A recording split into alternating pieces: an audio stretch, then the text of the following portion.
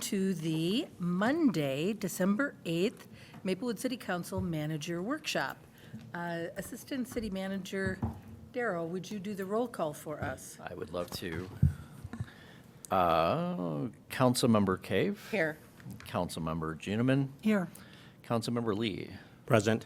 Councilmember Villavicencio. Here. And Mayor Abrams. I am here as well, thank you.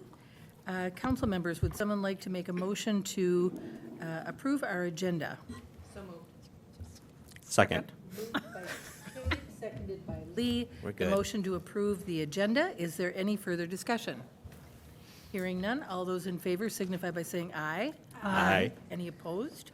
The motion carries. We have no unfinished business. We have one item of new business tonight. That is the transit discussion. And City Manager Sable is going to be leading us in that. Welcome. Thank you, Mayor and council members. If I could have the slide presented. I'm standing in an odd spot, atypical from what I usually am, because I wanted to at least acknowledge the significant change that's taken place with regard to transit in Maplewood. Last week, last Tuesday, Ramsey County and the Metropolitan Transit, in partnership with the City of Maplewood, announced the creation of the Bronze Line, and I want to walk through a little bit about what it means, and then a little bit of forecasting about some of what the timeline means.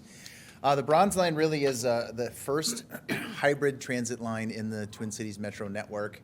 It has the elements of BRT, which is bus rapid transit in a fixed guideway, and then arterial BRT, which is bus rapid transit that runs in traffic. So in sections of St. Paul, it will be both fixed and in traffic, and in the city of Maplewood, it would be just in traffic.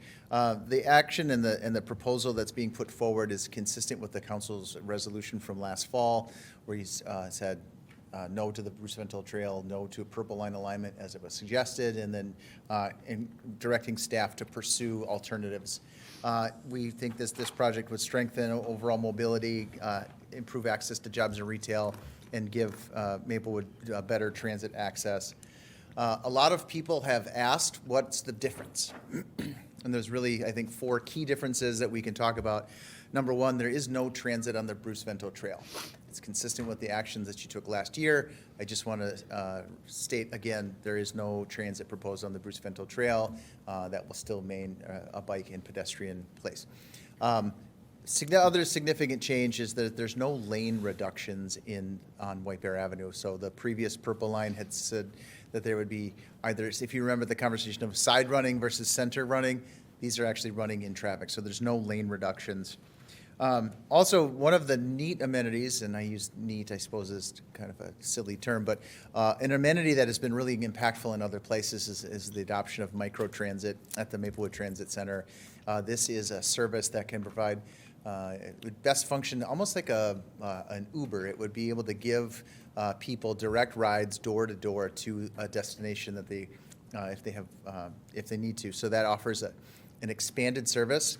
Metro Transit hasn't set the parameters for how it will get used, but we are continuing to advocate for the broadest possible range with the hope that it would certainly connect to Century College as long as it's in that geography. So as staff, we will continue to advocate for it, but that's a really important part that we want to talk about. And then the other key differences is there'll be 5 upgraded bus stops along White Bear Avenue, and then an upgraded transit center. So we don't know what those plans will look like, but we do know that there will be some improvements to those stations. Those stations are here outlined in your map. Start with a station at Frost, at County Road B, at 11th and Jarvis, at County Road C, at Raditz, and then with the improvements at the transit hub. And what you can see there is really enhancements to the bus stop itself. If you're familiar with the Metro Transit system, this would look and function a lot like a letter line bus stop. So there's lots of them around the region. You can certainly take a look at those, but those are what was being proposed. The map is challenging to read in the St. Paul area, but if you can see that anywhere there's a thicker line that would be running in fixed guideways, and anything that is a smaller line would be running in traffic. So it is a true hybrid line starting with in traffic in downtown St. Paul. As you know, just a little bit of background, the action that took place in September of last year withdrew alignment from the purple line. encouraged flexible transit options, and then directed staff and the commitment to partner with regional partners on different alternatives there. I will say from the standpoint of regional collaboration, this has been a staff-to-staff conversation generally. They've said, well, what would it take? What can we try? Can we consider this? Can we consider that? I want to give a recognition to Met Transit and Met Council and Ramsey County for being good partners and coming to the table and with the spirit of wanting to get to a good outcome for everybody. The goal is, again, to do a project that supports both partners' needs, right? The City of Maplewood need and Metro Transit's need. And we really have heard a pretty sizable community concern about parts of the Purple Line project. We think that this project would address those community concerns that we heard pretty significantly. Again, this is a hybrid BRT line, so buses would run in traffic in the City of Maplewood. They would have signal priority, so the buses would be equipped with signal preemption so that they would be able to get through signals more quickly just to speed up transit and travel times. The route is 9.8 miles going from Union Depot to the Maplewood Mall Transit Center. And again, there's the total line of the Bronze Line would include 22 total stations, 5 of which would be in the City of Maplewood. As I shared, the Metro Micro is really that one of these services that we think is a game changer. This was first piloted in Roseville. There's a project in Woodbury. There's a project in North Minneapolis. And so Metro Transit is seeing this service to be a real benefit to its riders. It operates around the mall area. We don't know the total geography, but we expect it to be to serve potentially even White Bear, potentially serving Vadnais Heights and neighboring communities. And it really does expand access to nearby destinations not directly on the route. So that's the last mile is often the trickiest for transit people to access, and so this minimizes that barrier. In terms of design features and impacts. Can I just interrupt for one 1 second? Certainly. That microtransit is actually going to be the very first thing that we see, because the time frame. Do you want to talk about the time frame for the microtransit? Sure. Thank you, Mayor, council members. The current estimate for operation of microtransit will start in September 2026. So it's the first improvement we will see. So this is we'll see this very quickly, early fall of next year. In terms of design features and impacts, because there are no fixed roadway items, there's not a need to do takings of right-of-way for movement of traffic or those things. So there's minimal impact on right-of-way impacts. There will be some station area improvements, and all of those will be funded by the project.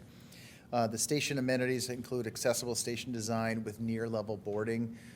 Not only is that safer and easier for people with limited mobility to get on and off, but it also makes the movement, makes the buses to move faster because they don't have to go down and go back up, so they don't have to have elevated buses. So it actually increases safety and it increases speed. And then the stations themselves will have curb cuts, signals, markings, lights, signage, heat on demand, and then ability to forecast when the next bus is coming. So the stations themselves will be more robust. Think of like almost a platform style with covering from the elements and the ability to have some heat. And so it's a really good project. This project is funded as a county project, so there is no federal money going into to overall construction. And so that does mean, because it's a county road, that there will be county road improvements along White Bear Avenue, tentatively scheduled for a mill and overlay in 2027. Because if you drive along the roadway, you know that it could use a little attention. But then there is an improved roadway service and long-term corridor that they will address as part of the construction project. So White Bear will get some enhancements as well as part of the project. In terms of next steps, we will continue to have participation with the Corridor Management Committee, which is the committee that helps Metro Transit, and their first meeting is on December 11th, and Councilmember Villavicencio is Maplewood's representative on the Corridor Management Committee.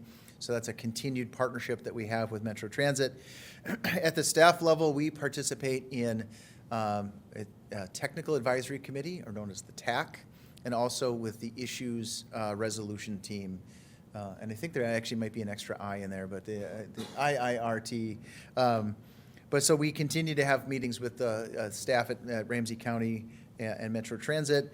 We will have to have some conversations around station area planning and a little bit of design elements about what those stations will look like. Metro Transit has a preferred model, but if there's an amenity or enhancement that we would want to have, we would certainly want to talk about that. In terms of policymaker approval, Metro Transit and Ramsey County would like to present this project to the City Council in early 2026 to do a locally preferred alternative vote. Ramsey County and the City of St. Paul's will also have to take similar action, and so you can anticipate that. We're currently saying spring 2026. I think it seems likely to be in the February timeframe. Might be earlier, might be later, but I think February timeframe seems to be reasonable. And that will be the first action that will be asked of you as policymakers in terms of going forward. And so you can look for a spring 2026 discussion and approval. And I did add one slide on that I'll put into the packet after the fact. I didn't have this until after the packet was created. But this is a construction timeline that shows what it will look like. And so the project has shifted from a Metro Transit federally funded project to being a county-funded project. So there has to be some revised design elements. And so they'll have to, an engineering firm will have to design the stations, they have to design the roadway. They will have to do an environmental assessment worksheet, and they will also have to do some robust community engagement. And so the time horizon for the Bronze Line being fully operational is fall of 2032. And so this is, I lose track of the math. I think the Rush Line corridor was first introduced 26 years ago. So we've got about 6.5 years left before it is fully operational. So I wanted to take a moment to, there's also in the anticipation, there was an article in the Maplewood Living that talked about the key distinctions between Purple Line and Purple Line and Bronze Line.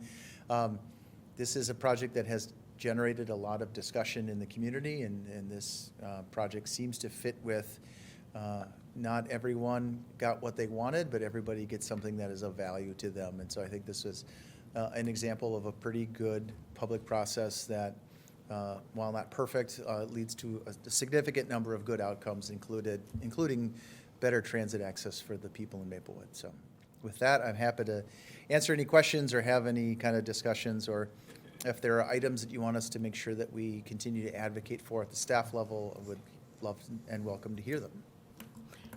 Thanks, Mike. Thanks, Danette. Both Mike and Danette were down at the grand announcement, I guess it was. It wasn't really a ribbon cutting. It was a grand announcement. I got an opportunity to speak down there, and my theme was good things come to those who wait. And I think that this is one of those examples where some patience, some practical thinking, some willingness to not just go forward because this is the way that it's been. This is, sometimes I think government can get into a rut and can just simply move forward and get stuck in that rut. And I think that this is clearly an example where good things do come for those who wait. I think this is going to be really great for our community. It checks the boxes that I know when we voted against the Purple Line last September, some of the things that we were concerned about were the ridership, the removal of single lane going each direction on White Bear Avenue, the devastation that would cause to the businesses on White Bear Avenue, the cost. One thing I don't think that Mike mentioned was that this particular project is $115 million less than what the projections were for the Purple Line. And most of the building, if you look at that timeline before we begin service, the building is really taking place in St. Paul. There are 2 bridges that need to be added, and St. Paul has made their decision that for their community, that BRT in most places is the best for them. By Maplewood stepping back and saying, we can get a better project for our community, I think we did that. So council members, it wasn't always an easy road, and it was many, many years in coming. But I think what we're looking at is something that is going to really be a game changer and really connect us with the rest of the metro area.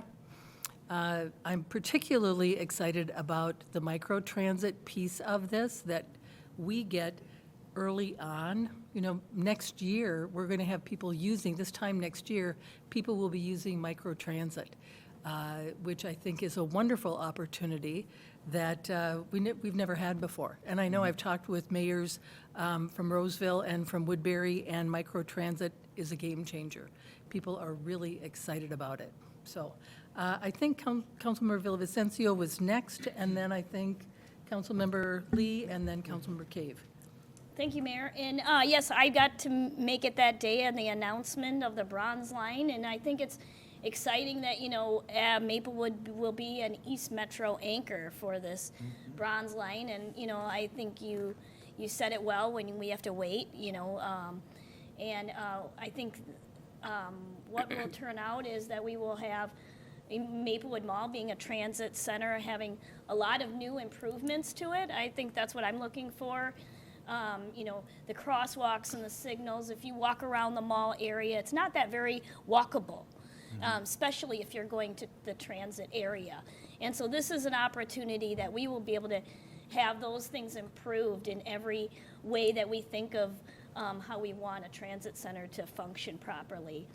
And obviously that increases safety. And, you know, also too, the bus routes around the Bronze Line will be improved, the 219, which I live near, and Councilmember Lee lives near, and the 223, which we live pretty close to as well, will also have more frequent service, more reliable connections. If you take that route, it's a good route, but it's a shorter bus, and the stops are limited, and you know, so through this process, we will be able to gain access to improving those lines as well.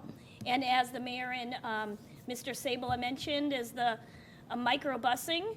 I think this is, you know, as a local government, we're positioned really well to make it in Maplewood be really accessible to our residents. So I'm really, you know, focused in on where are we going to put those spots, and are they going to be accessible to the folks that run them. And you know, for instance, I was at a Met Council meeting, a different one, this last week, and watched a presentation on microbusing. And, you know, you can wait for like 15 minutes, which sometimes can be a long time in these cold days. And so, you know, I think when we have to be really conscious of where we place them, and if they're going to be placed, you know, where businesses are open till like 10 o'clock at night, so that people have safe places to land. But it's an awesome opportunity for our you know, our residents of Maplewood to be able to experience more opportunity. And we can see that the timeline is long, which is difficult for me, to be honest with you, to wait this long for this type of transit. But I think about the future of Maplewood and our young people. I mean, it's going to be a lot of young people riding this, and a lot of diverse folks in our community depending on this line. And I'm you know, happy that we got to reach compromises that work for people. And I think it's important to know that there will be more community visibility for this, for information, so people can know what's going on. There'll be display boards at the YMCA in Maplewood, the Ramsey County Library here in the City Hall, at the Cochrane Recovery Services, Emma's Place. And another thing that you know, I think is really, really important for, I know it's important to our residents, but as a whole community, is our Maplewood businesses. And so I think it's really important that we make sure that we inform our Maplewood businesses of what's going on. And you know, maybe if that means we bring them all together for like a business breakfast, so that they can feel that they're coming along in this process and not being harmed by any of the, or at least try to lessen the harm as much as possible. But really, with the compromises that we have in this project, there's going to be low impact to our Maplewood businesses. I think that most of the impact's going to be on the St. Paul side. So long story short, the Bronze Line will bring safer streets, better accessibility, and stronger transit connections to Maplewood. And combined with these route upgrades and microbusing, it's a major mobility investment to our community. So, Thank you. and I remain the CMC member for Maplewood, so if people have questions or comments, they're always free to call me up or email me or whatever, so. Thank you. Councilmember Lee. Thank you, Mayor. 2032 seems so far, but yet so close. So it's going to be a little bit of. I want to just take a moment to thank Ramsey County and the Met Council for the continuous conversation with the city of Maplewood. We've asked a lot out of you, and you continue to move forward and know and understand that public transportation is important here in Maplewood. I'm happy to see that this is happening, that this is coming together. This is a way forward. This is going to be an opportunity for many residents here in Maplewood to get other places and for other folks in other places to come here on reliable public transportation. I think so you asked the question, Mike, so thanks for the presentation. I'm excited to hear more about what's to come. We all know that White Bear Avenue is due for an upgrade, so bad. So I'm excited for that. I think one of the components that I would like, if the staff can continue to follow up on is, I see a 2 years construction plan here, almost three years, ongoing public engagement. I love seeing that. Thank you for the continuous public engagement here in the city of Maplewood and everywhere else. But I would love to see a contingency plan, if you guys can talk about what that looks like for our business corridor on White Bear Avenue. We want to make sure we have a solid contingency plan, a plan to help support them through construction. What does that look like? So that way, those folks on White Bear Avenue can continue to thrive as we're putting this piece and this component together for our city. And then the other piece is, can you share just a little bit with us, Mike, the mayor brought it up a little bit already, but the cost of this project and who's paying for it. I think there's some confusion in where that's coming from because we have no more federal dollars. And the good thing is, in 2032, we may have some federal dollars, I hope, that will come and support it. But you never know. But if you can share that, that'd be awesome.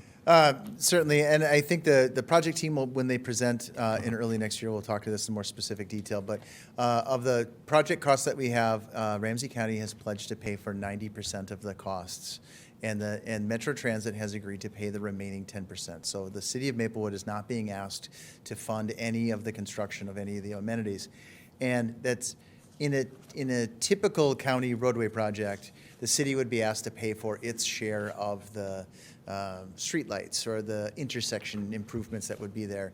And so in this case, we will not have any of those costs. So Ramsey County will pay for 90% of the total costs, and Metro Transit will pay for the remaining 10%. Awesome. And Thank you. do you want to explain, Mike, where the money for Ramsey County is coming from, the new transit tax? Thank you, Mayor and council members. I'll let them speak for themselves, but generally speaking, there is a pot of transit sales tax dollars that are available to Ramsey County to pay for this. So it is not a general fund levy in terms of the county's part. They're able to use a different source of revenue to fund most of this. So it's a dedicated source of funds that they have that's available to this. And it also, I will say it also helps that the Riverview corridor is no longer a project, and so they're able to move some of those project dollars towards this as well. So, but I'll let Ramsey County say that in early spring, but they have sources and uses available already. Thank you. And one thing, council members, to put this into context, we have 5 of the stops, 13 other stops? The 17 other stops, 17. So 22 total. Okay, so 17 stops are in St. Paul. What we're getting is a mill and overlay on White Bear Avenue and 5 stops. So the reason for the long construction really has much to do with St. Paul, very little to do with Maplewood.